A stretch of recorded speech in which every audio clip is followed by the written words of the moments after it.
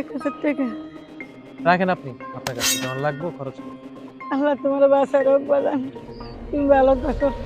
যাবে ও বাজান দোয়া করি।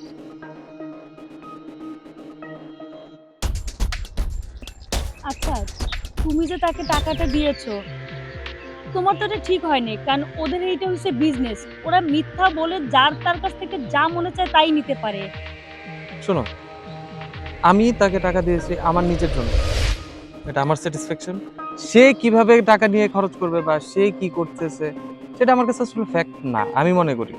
কারণ মানুষকে দান করলে উপকার হয়, তার উপকার হয়, আল্লাহ আমাদেরকে ভালো রাখবে।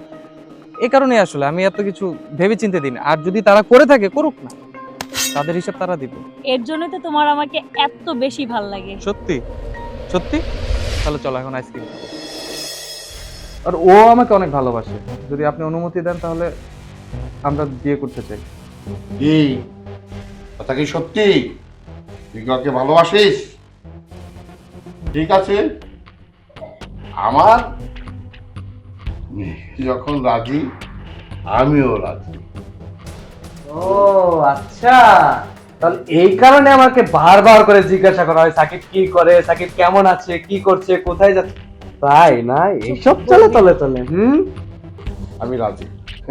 ঠিক আছে বাবা, ঠিক আছে। ওকে আমি